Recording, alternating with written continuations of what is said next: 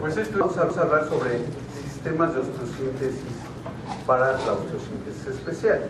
Entonces, los objetivos de esta charla es que al final de esta conferencia ustedes serán capaces de reconocer los cambios estructurales del hueso porótico, describir los patrones de por qué fallan los implantes, describir tácticas para disminuir esas fallas, comprender los conceptos y técnicas de los fijados internos bloqueados, que son los LCP, y comprender las aplicaciones prácticas de estos implantes, comprender la evolución del diseño de las placas, aunque ya lo han hablado mucho de las placas estándar, con respecto a la preservación del flujo sanguíneo, que somos reiterativos, ya lo dijo ambos Fernandos, nuestro doctor Domínguez.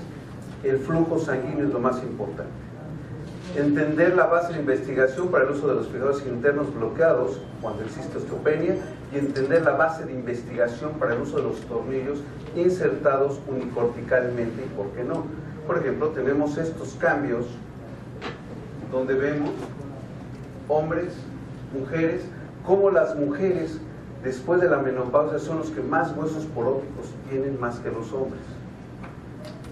Los cambios en la geometría cortical, un hueso normal de un paciente joven a los huesos de los pacientes de 80 años, 50, 60 de los que estamos acostumbrados a ver.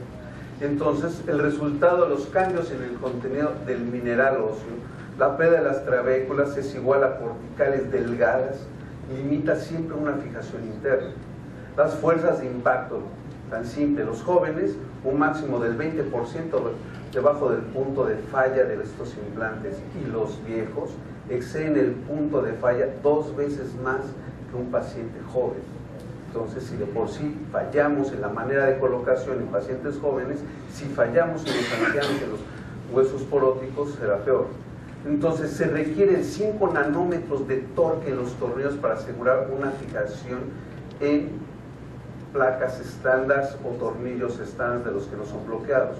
En el hueso osteoporótico, un torque de 3 nanómetros y que nos va a producir una pérdida ósea, porque si apretamos de más, fracturamos en ese punto y no resiste el campaneo, la palanca que luego usamos cuando estamos en el tornillo, sobre todo cuando los residentes están moviendo el desarmador y se abocarda ese orificio, y luego, ¿por qué no? Y mejor pon el tornillo sin hacer el atarraje. Eso es un grave error. Y estas son las placas de compresión, donde hacemos la compresión directa y que lesionamos los tejidos blandos, sobre todo la circulación. Los sujetos a carga en flexión, vean lo que llega a producirse, sobre todo en el hueso porótico, que es el pull-out o el arranque de estos tornillos, como ya lo había hecho el doctor Domínguez. El cuidado en el tejido esponjoso, donde generalmente vemos estas fallas, aunque inicialmente lo dejamos al 100 y miren, soy muy bueno, todo está bien, y en el paso del tiempo empieza a ver el pull-out, incluso en implantes con estabilidad angular. La pérdida ósea y la fijación de los tornillos. Entonces, la técnica quirúrgica debe ser diferente para el hueso porótico en comparación con el hueso normal. Se requiere siempre una combinación de tornillos bicorticales, aunque sean implantes de estabilidad angular. Mayor longitud de la placa, mientras más larga, es mejor para que la distribución de estrés sea mejor en estos implantes. Implantes bloqueados con múltiples ángulos fijos podría ser, y reducción de la fractura de manera adecuada. Tácticas en hueso porótico, recuerden que cura más lentamente. La fijación es más débil que en un paciente joven. Aumentar la fijación en el conducto medular, o lo que se llama splint, meter hueso o dentro de los conductos, en fin. Crear una estabilidad intrínseca en todos ellos, aumentar la estabilidad al disminuir la concentración de estrés y sobre todo el cuidado de los tejidos blandos. Por ejemplo, la precisión en el conducto es mejor. Por ejemplo, usar un clavo intramedular, pero a veces no podemos hacerlo y tenemos que usar placas dependiendo. Las ventajas de los clavos intramedulares es mejor, por ejemplo, ya se mencionó el TFN o actualmente el TFN, hay que considerar los patrones de carga y las deficiencias de las columnas, sobre todo en la cadera, que la columna medial es lo que nos va a hacer la falla. Restituir la estabilidad de la columna medial, ya sea de preferencia con un clavo intramedular, o si no tenemos una placa normal con otra placa dentro, donde estos tornillos cruzan el orificio de la placa que va dentro del conducto medular. Por ejemplo, 85 años, pseudoartrosis infectada por una fractura periprotésica, la falla clásica del implante a pesar de los alambres y todo eso. Aquí está la placa, donde vean, aquí hay un orificio de estabilidad angular y que cruza la otra y que se convierte en bicortical al tomar esto. Aunque sea un acceso grande, hay que cuidar los tejidos blandos. Si se fijan, no hay ningún Hoffman y ninguna pinza que esté haciendo la reducción. ¿Sí? Y esto será el resultado radiológico. Esto es del doctor Michael Miranda, donde ellos colocan estas placas para incrementar esta estabilidad. 72 años, ¿cuántas veces no hemos tenido con estas pseudoartrosis crónicas? Placas que de repente todo bien y se desanclan. Implantes de ángulo fijo, las placas anguladas, que es una placa estándar, también tiene estabilidad angular y todavía dicen, es que ya están en desuso, esas no. Tienen sus indicaciones específicas y también tienen estabilidad angular, que son implantes con estabilidad angular, no de las LCP, es un estándar, pero de preferencia hay que usar placas largas, no la hoja, sino lo que es lo que se conoce el vástago o los implantes bloqueados. Por ejemplo, 62 años, un DCS, todo perfecto, ¿y qué sucedió? Se rompe porque demasiados tornillos, disminuyendo la concentración de estrés y provoca la ruptura o la falla del implante. ¿Con qué se lo solucionó? Con una placa de las que tenemos ahí botadas, angulada, doble acodada, haciendo la transmisión de fuerzas y haciendo el soporte medial. Mayor resistencia a la carga en flexión, ya lo dijeron, amplía la área de resistencia, pero esto en un hueso porótico a veces no llega a funcionar. Fijación bloqueada, como un crompón al escalar hielo, necesitamos algo que se sostenga en algo que es poco firme. Los implantes con estabilidad angular también existe el pull-out, aunque a veces si nos pasamos en el toque, luego hay que usar ciertas cosas como para poder cortar y terminar. Pero esto, vean, hubo un arrancamiento a pesar de que los tornillos están fijados a la placa. 72 años, extremidad dominante, pseudoartrosis, una placa filos con estabilidad angular. Esto va a aumentar el anclaje, tornillos convergentes y divergentes nos incrementan esta estabilidad angular. Sabemos que la biomecánica del hueso osteoporótico, si utilizamos tornillos de 4.5 bicorticales, vean, más 17% de los 4.0 bloqueados unicortical, de carga de los nanómetros a la hora de comprimir. Cuando usamos los bloqueados, más porcentaje en los nanómetros. ¿Por qué? Porque al apretar los tornillos se anclan en la placa y no en el hueso, disminuyendo la posibilidad de la compresión y que disminuya el flujo sanguíneo a nivel del trazo de fractura. En los 5.0 bicortical incluso hay un 91% de una buena carga, pero que la placa no hace compresión hacia el periósteo. Entonces, esta va a permitir que el hueso se soporte a sí mismo, disminuye la carga del implante y sobre todo nos puede ayudar a la impactación del trazo de fractura. 73 años, pseudoartrosis de húmero atrófica, 5 cirugías porque por todo el mundo ha pasado y va la segunda opinión y todo, y tenemos ya un defecto de la tuberosidad mayor, un manguito rotador afortunadamente intacto. ¿Cuál fue la resolución? Vean el movimiento. ¿Qué hay que hacer?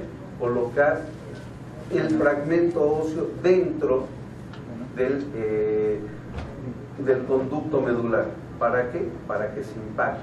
Entonces, ¿cuál es el tratamiento? Crear una construcción que comparta cargas, impactar y cargar la parte proximal a la distal. A veces hay que usar injerto, preferentemente corticoesponjoso o autólogo, no de los sintéticos como el de DX o cualquier otra cosa. de preferencia del mismo paciente, para crear una estabilidad para la movilidad inmediata. El ejemplo, una placa con estabilidad angular, pero aparte incrementamos la estabilidad y el riesgo de la lesión del nervio radial, torciendo la placa hacia el frente y bloqueándola. DHS, ¿cuántas veces no hemos tenido esto? Ruptura de tornillos, el desanclaje, el pull-out. Bueno, se utilizó como resolución la nueva placa trocantérica, pero con otra plaquita por dentro del conducto medular. Entonces la idea es aumentar la aplicación. Placas largas, menos tornillos, pero que sean bicorticales, aunque sean placas en estándar. Injertos óseos, injertos óseos. Lo del cemento no es recomendable, ya lo dijo el doctor Fernando Carrasco. En algunos lados que no tienen esto pueden tener las tuercas o las arandelas de Scully para incrementar la estabilidad angular. Mono contra bicorticales, una LIS de primera generación y se pierde. Pues lo que sucede cuando existe el pull-out. Aquí está mayor diámetro cuando son bicorticales, pero en el hueso porótico siempre va a haber esos problemas, y entonces esta estabilidad angular, si usamos tornillos bicorticales, podemos incrementar la estabilidad. Estos son estudios del modelo de la brecha de la luz, donde usamos LCP estándar, donde hay compresión en la cortical contraria a la placa, pero siempre existe una apertura. Los nuevos tornillos, que ya los han visto, son los DLS, tornillos de bloqueo dinámico, donde tenemos micromovimientos. El modelo de luz se empieza a cerrar la cortical contraria, pero también disminuye la cercana a la placa hasta que por movimientos dinámicos se cierra esa brecha de luz y hay consolidación.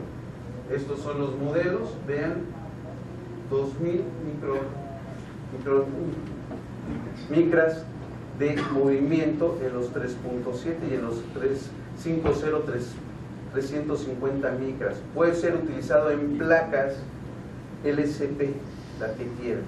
El único inconveniente hasta ahorita, aunque se sigue estudiando, es que solamente se están utilizando para tibia y las diáfisis diafisiarias, tanto distales como proximales. Permite de manera homogénea, principio demostrado en las pruebas biomecánicas que se han estado haciendo, mejor resultados significativos en estudios con animales, en el humano solamente en tibia.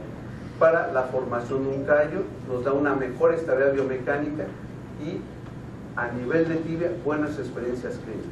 Fijación con placas con osteoporosis, cuando hacemos demasiados tornillos y demás, es mala la compresión, como ya se les dijo, porque disminuye la resistencia de las corticales. Es mejor las placas puentes, muy útiles, protección muy útil, o sea, placas largas, pocos tornillos para proteger el hueso. Siempre el número de tornillos no es una dogma ni es para que se lo aprendan, pero dependiendo número de orificios, depende, menor a 0.5, 0.4, menos del 50% que los tornillos sean ocupados. Como número de tornillos en esta placa de 16 orificios, solo 7 tornillos, y que a veces nos podemos ayudar con alambre, pero 7 tornillos largos para tener una mejor concentración de estrés. Menos del 50% de esta placa es ocupada y poca diferencia. Estos estudios es mejor para evitar el pull-out de esto. Como ya se dijo, dependiendo la longitud de la placa, la longitud de la fractura, hay que utilizar una placa de coeficiente, el intervalo entre esto, para que sea lo más larga posible. Más de 2/3 partes en fracturas comminutas o fragmentadas, que es muy frecuente, de 8 a 10 orificios o más si son trazos simples. Número de tornillos con carga axial, más de 3 tornillos no aumentan la rigidez axial en flexión. Mientras más cerca está el tercer tornillo de la fractura, más rígida va a ser la construcción.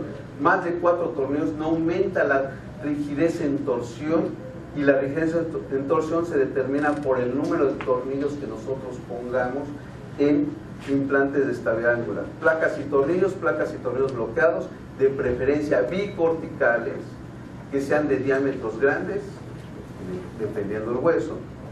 Placas largas, mayor longitud, mejor trabajo.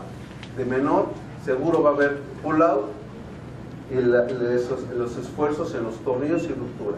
Tornillos, densidad de la placa, tornillos menos o más de 0.5, más de 3 tornillos no aumentan, como les dije, la rigidez axial, más de 4 tornillos no aumentan la rigidez torsional, y siempre dejar un orificio libre cerca de la fractura para que haya mejor. Otras estrategias, por ejemplo en el húmero, en la parte proximal, bandas de tensión a los tejidos blandos nos ayudan a poder esto. En reemplazos articulares, ¿cuándo utilizarlo? Cuando tengamos pobres resultados de osteosíntesis, articulaciones artrósicas, falla de la osteosíntesis, aumento con cementos, sustitutos óseos, mejora el agarre de los tornillos, aunque no está recomendado el cemento.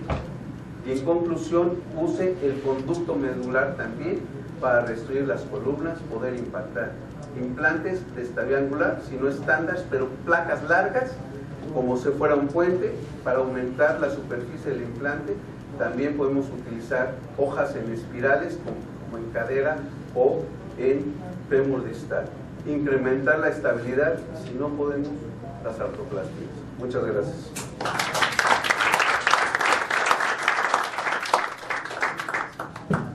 Bien, tenemos tiempo para preguntas, comentarios, alguna pregunta aquí. Sí, bien. Ah, ¿sí que vas a preguntar? Bien, ¿alguien que tenga una pregunta, duda? ¿No? Entonces seguimos para tener más tiempo para los casos. Invitamos al doctor Diego Bol para que nos presente el primer caso de la tarde. A ver si me pueden pasar los casos. Tenemos varios casos a discutir. Me gustaría que